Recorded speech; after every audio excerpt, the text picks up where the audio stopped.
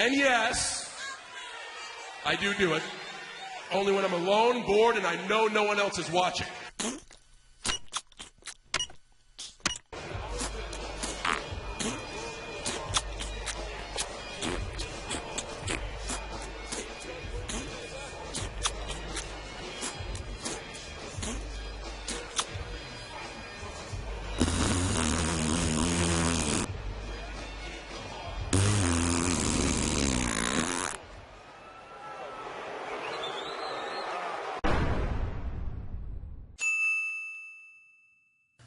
WWE Monday Night Raw episode for May 13th, 2013, and this episode fucking sucked, and I mean it sucked balls. I hated this fucking episode.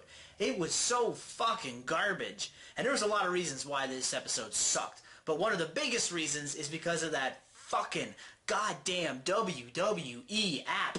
I am so sick of the WWE doing this, forcing garbage down our throats. They did the same thing with fucking Tout. They blasted it in our face, just like a big fucking cock right in your face, just and it was so annoying. Then it just went away, and of course you got your Twitter and your social media fucking garbage, just piles of trash coming at you all the time from Michael Cole.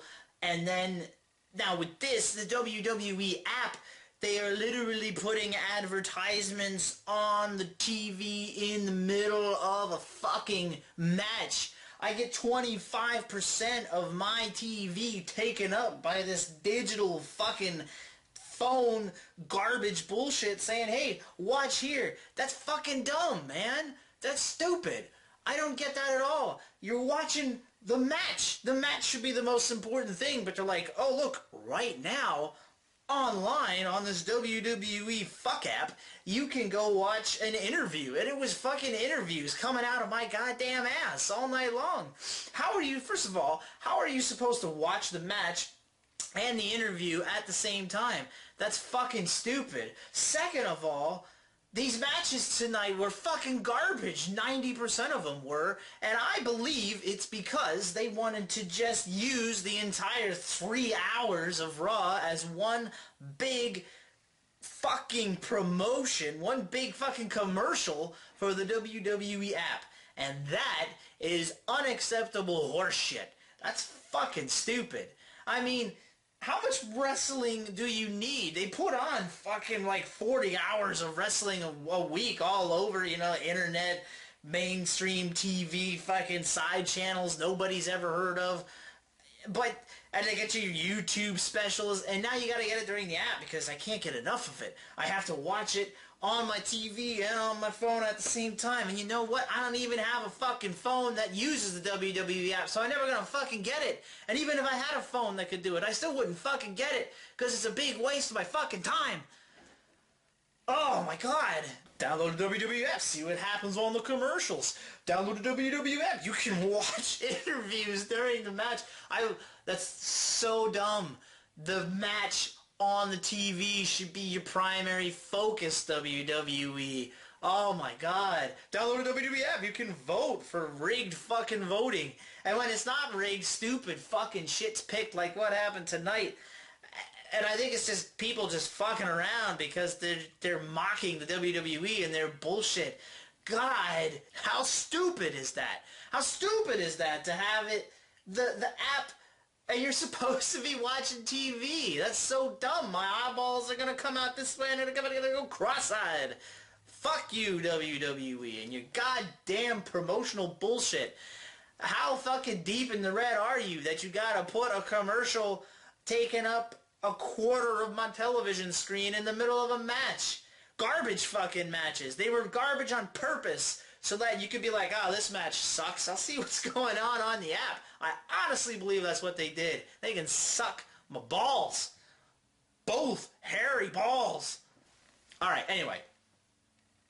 Let's get into this. You know, every week I say I'm going to try to keep the reviews under 20 minutes. I'm going to try to keep them under 20 minutes. But every week, WWE gives me something new that I got to blow up on for 10 fucking minutes. And this time it was WWE app, but that's not the only thing. So we better fucking get into it here.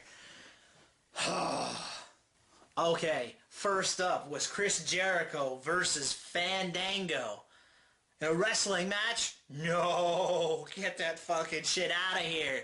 This isn't, what do you think this is, a wrestling promotion? No, this is an entertainment promotion. And by entertainment, I mean dancing and singing and yodeling. So it's a dance-off. They come out in a fucking stupid dance-off. It's another dumbass way to open the show. It was garbage. It took forever. And it just pissed me off. And eventually they got to the point where Fandango attacked Jericho from behind. I tell you what, I skipped. It was taking too fucking long, so I skipped it until I saw Fandango start attacking Jericho. He tossed him around outside the ring. He hit him with the part of the dance floor that they had set up in the ring, and that was okay, but I had just grown so tired of it. It took so long to get there. It was 20 fucking minutes, more than that, I think. No, that's too goddamn long.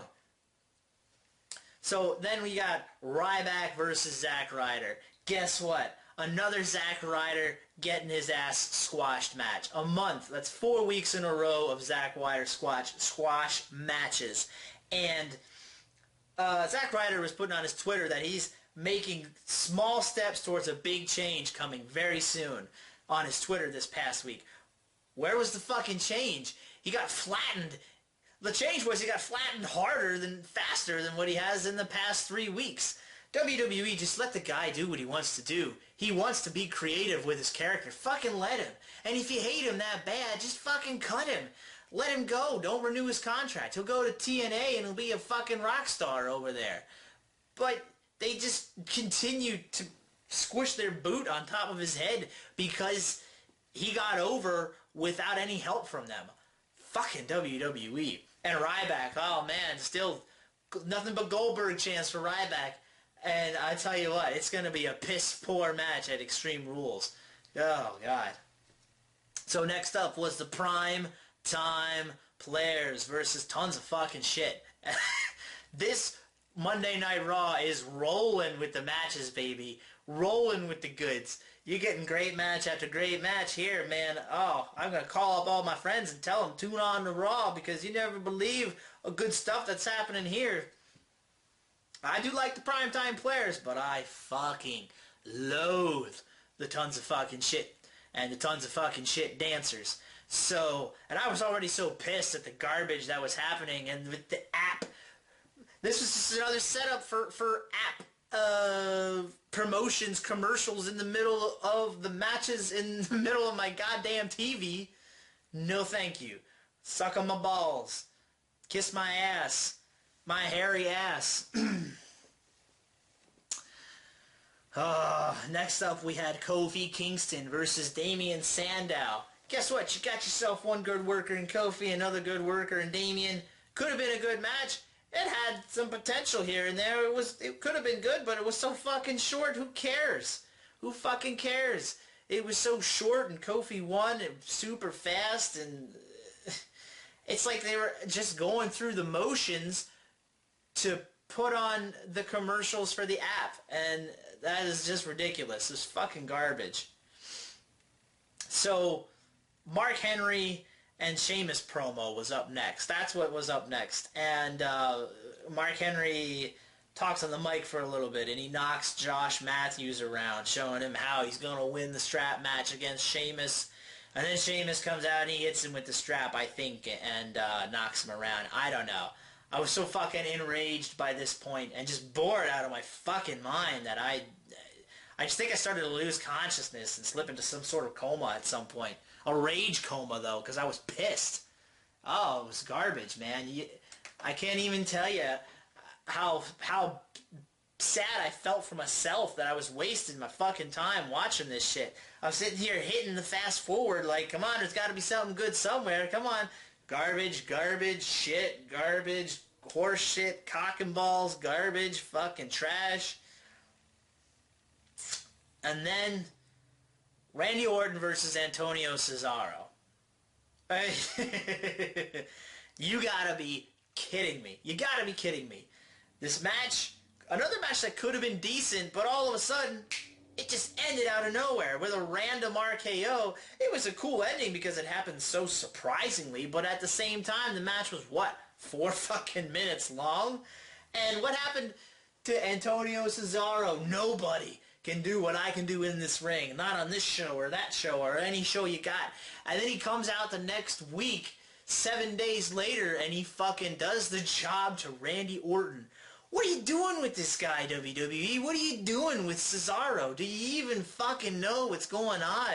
How many fucking writers does it take to sit in a room and say, hey, we're going to have this guy lose for a month straight and then cut a promo about how great he is and then come out and lose again 2-3 fucking times in a row? Because he lost to Orton on main event, too, last week.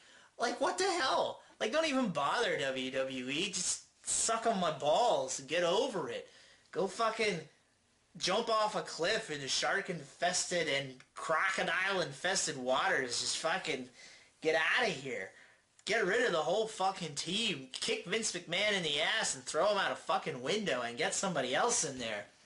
I mean, it was just horse shit. Your last Raw before your fucking pay-per-view, and it was fucking sucking dick, man. And, you know, the only good part about this match was the ending when Randy Orton won, and there was, like, I don't know, 12-year-old kid in the crowd screaming his fucking brains out. I never seen somebody so happy that Randy Orton won a match ever. So next up, man, the hits, the ratings drawing matches just keep on coming, man. Heath Slater versus The Miz. Miz is back. I forgot he was gone. Because he's such a boring, bland, babyface character. He was so much better as a heel. At one point, there was a nice neck breaker in this match that Heath Slater hit on The Miz. That was one good thing I noticed. Then at this point, at some point later in the match, the King and JBL were even talking about the app, because the app came up again, because Michael Cole was sucking Vince's nuts through the goddamn microphone to get this WWE app over. Put the belt on that app, man.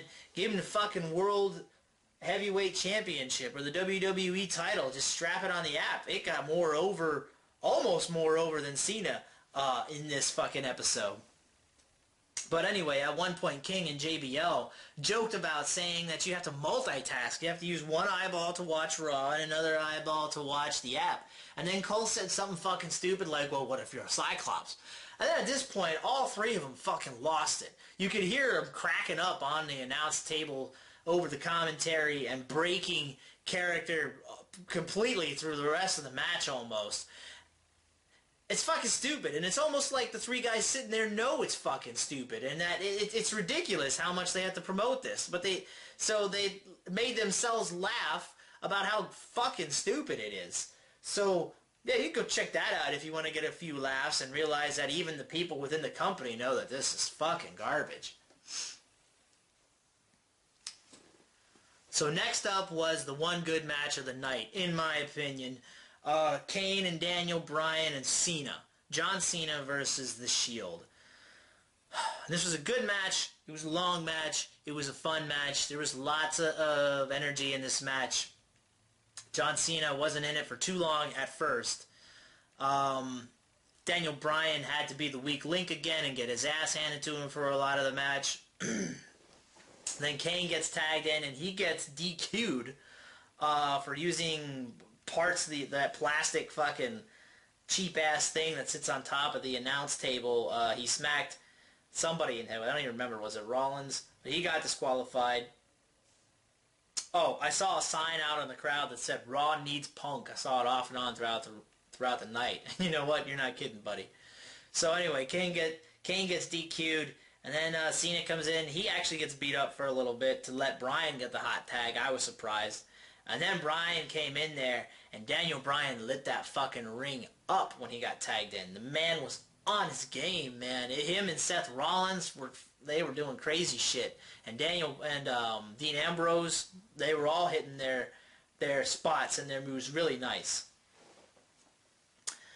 And then Daniel Bryan immediately got eliminated by Ambrose's finisher, which, you know, that's fine. And then that leaves John Cena alone against the three guys of the Shield. Come on. Now you knew that was coming. When I heard this match was coming up later in the night, that's the first thing that popped in my head. John Cena versus all three guys. Here it comes. And there it was. And that's when the match turned to fucking garbage. Because it was who could suck John Cena's cock the hardest. And that's all it was. John Cena came in, and you have Dean Ambrose, Seth Rollins, and Roman Reigns doing different maneuvers, keeping their characters interesting, being creative and exciting in the ring. And then John Cena comes in. He's got his 5 moves that he does constantly. And he takes these guys down with these 5 moves of doom. And it was such horseshit. And then Seth Rollins gets pinned. It's his first pin ever since he's been in the company. And it goes to John Cena. Really, John Cena needed that win. He's beat everybody on the fucking planet in wrestling. And you gotta have this guy lose to Cena too? Go fucking suck the bark off of a tree, and I hope you fucking choke on it and die. And this match just turned into a fucking clusterfuck. What happened?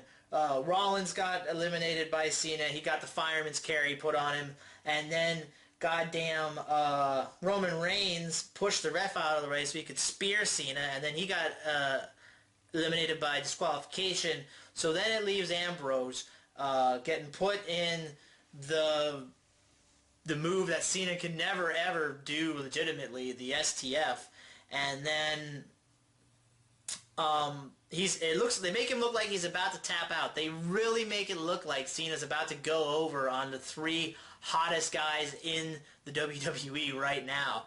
I mean, how much did they got to do to try to put Cena over? I can't even get into that rant right now because that's just gonna take too fucking long. But that's just insane that they would do that. I don't even get it. I'll never get it. John Cena can just fucking jump through a plate of glass into a pile of fucking thumbtacks and spears. That's right. And then but they attack him. The rest of the guys come in and attack John Cena, give him the triple power bomb. John Cena takes it like a fucking doofus because he can't take a bump to save his life because he's so fucking terrible in the ring. And then John Cena wins by disqualification. I'm not including Kane and Daniel Bryan because although what happened before was good, but when it came down to John Cena, this match was really, in the end, when you think about it, it was nothing but a big segment to put John Cena over. So the match was good, but it gets taken down a lot because of that ending. Because of fucking John Cena and their obsession with his goofy fucking ass. So Ryback comes out after the match. Again, no reaction, just more Goldberg chants. Pretty sure that's not what the WWE's looking for with this and their hot main event feud for the WWE Championship. But he hits Cena with the chair on the ankle to try to make somebody get interested in this fucking feud, because now the title's in jeopardy because Cena's ankle's hurt and Ryback's going to use that to his advantage at the pay-per-view. No. Cena's going to win this match. He's going to win it clean. And that's it, man. Nobody's interested. And the WWE's like sitting there like a bunch of assholes in a room scratching their heads. Why does nobody want to see John Cena go over clean on this guy? I don't know. But that's how we better do it. Come on. What a bunch of fucking morons. So next up was Big E Langston versus Jack Swagger, voted on using the WWE app. Suck my cock. So Dolph Ziggler got a concussion on SmackDown last week. I wanted to talk about this because Jack Swagger is fucking terrible in the ring and he hurts people because he's so, garbage sometimes in the ring. Dickface kicked him in the head legitimately and knocked him the fuck out almost, gave him a concussion, so he can't be on Raw, and now he can't even be at the pay-per-view, and the one match I was looking forward through, that triple threat World Heavyweight title match has been canceled, and now it's turned into a number 1 contenders match, an I Quit match, I believe, Del Rio versus Swagger. And I'm glad they did that instead of stripping the title off of Dolph Ziggler. I could have honestly seen them doing that because I don't think they want to give Ziggler a chance.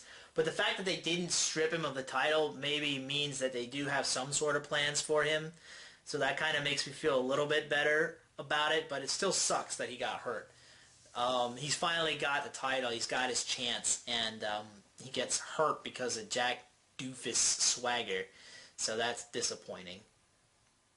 So this match was boring as hell. I mean, there wasn't much happening. Langston did what he could, but against a guy like Jack Swagger, the crowd was just dull for this match. Langston got put in the ankle lock by Swagger, and then Swagger wound up on the outside, and Biggie Langston completely no-sold the ankle lock. He was absolutely fine seconds later, even though he looked like he was writhing in pain just a little bit earlier. So Swagger wins by countout because Langston does like a dive out into the audience or something like that. I didn't really care. Nobody really cared. Del Rio came out after the match, and it turned into another clusterfuck, and I didn't really care. But Del Rio stood tall at the end, so there you go with that. All the steam's drained out of that now that Ziggler's not in the picture, because I don't want to see Del Rio versus Jack Swagger again. I really don't. Then there was a Divas match that I breezed right by. I don't know what the fuck happened there, and I do not care. The last up was the Triple H Brock Lesnar segment to close out the show. Triple H comes out, lowers the cage. He's standing in there cutting a promo. It was a decent promo. Calls out Brock Lesnar.